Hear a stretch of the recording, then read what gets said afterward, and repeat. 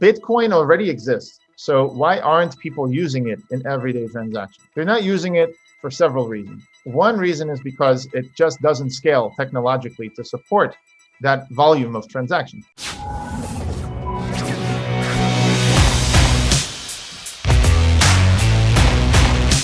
There's been a revolution in payments.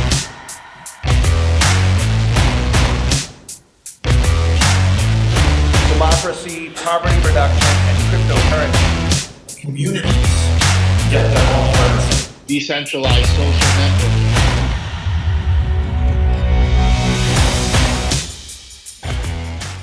Couple of questions I'm just wondering, probably you might have answered, but just to clarify, is that I'm just thinking from a pure economics standpoint, right? Like a typical economics backbencher. I'm thinking that, and that could be true for Bitcoin as well and for Litecoin, etc. That if we are creating different community, and I understood that it will be going through the Intercoin network.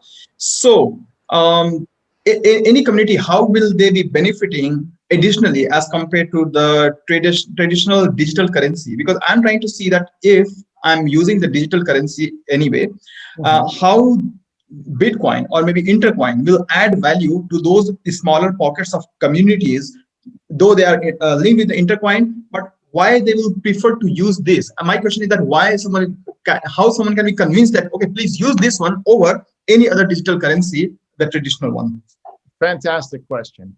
So let me ask you something. Do you know any cities that have their own currency, for example, right now? Have you ever heard of like city having, okay. So that's very rare at the moment because they don't have the technology.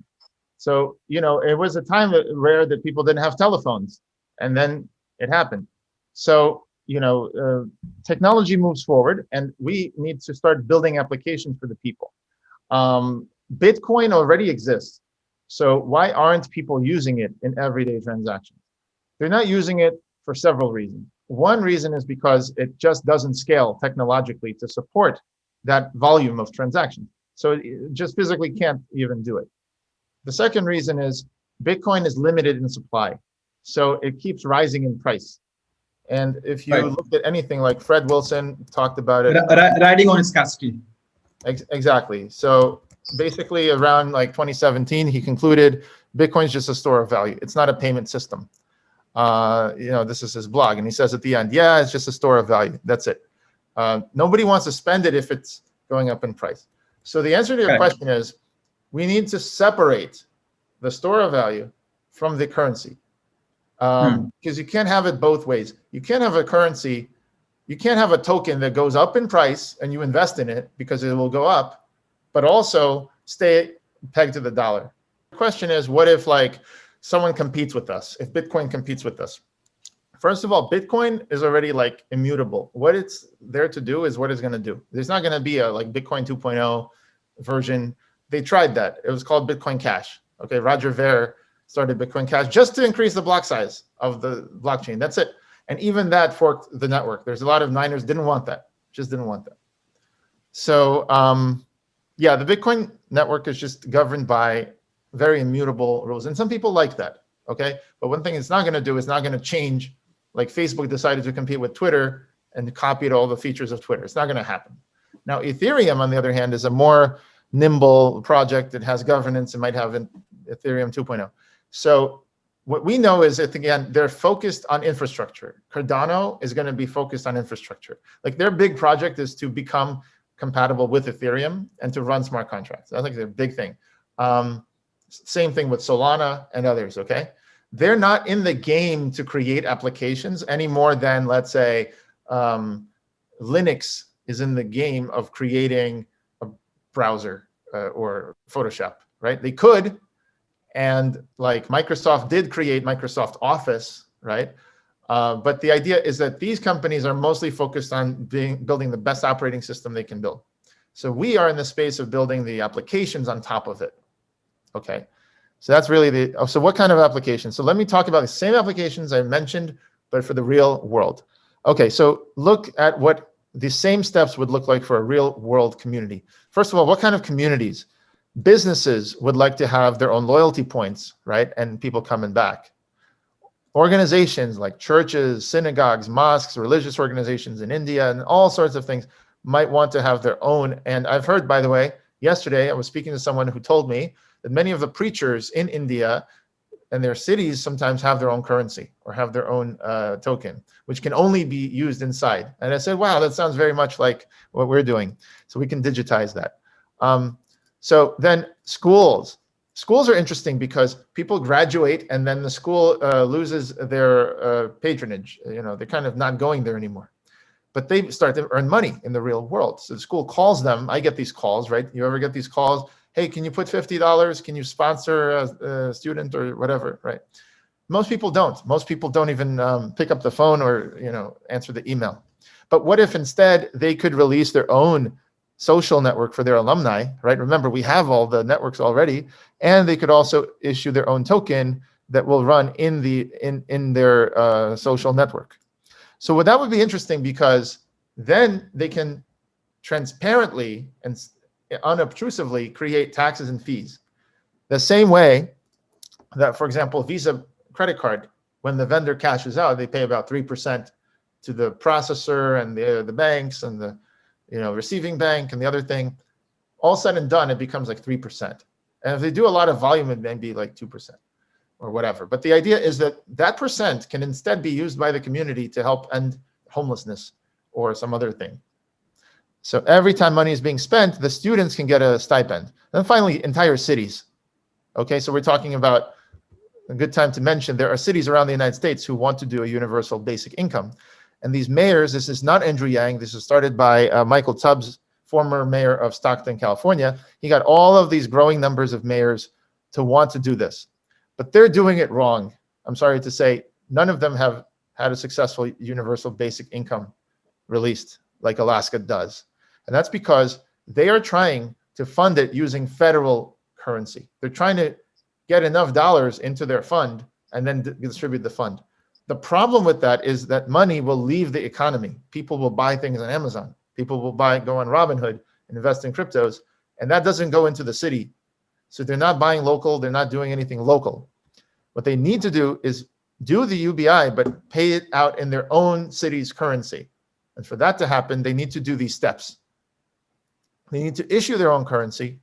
Then they need to put it in the hands of people, including possibly homeless people. We could actually work with Deloitte and other companies to, do the auditing. And essentially, we would give cheap Android phones even to homeless people and make sure that they have an account. So they wake up in the morning, they have some food money that they can go eat. They don't have to beg people for money anymore. That's the kind of stuff we're talking about. So when you distribute this currency to tourists, you can actually attract them to come to your city. So like Disney World can give Disney dollars to everybody in the country, a little bit, and then they go and collect it from their neighbors, buy it from their neighbors, and go to Disney World. And that way Disney will get tourists, and then the tourists will spend more money when they come to Disney World and stay in the hotels and stuff like that. That's called a promotion. When a university gives it to their own students, it's called a stipend, right? So when you live in a university, you might get a stipend. And when a city gives it to its own citizens, it's called a universal basic income. That's what we want to see. We want to solve real social problems, and we want the communities to vote on how to solve or how much to give out.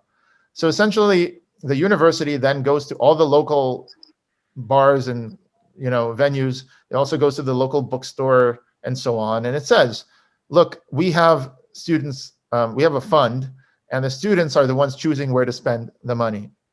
So would you like to accept this currency?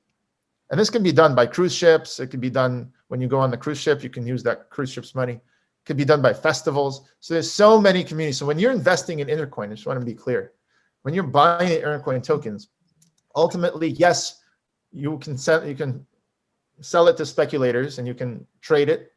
But in the end of the day, the customer is the communities, festivals, universities, cities, online communities. They would all buy Intercoin in order to get onto the network.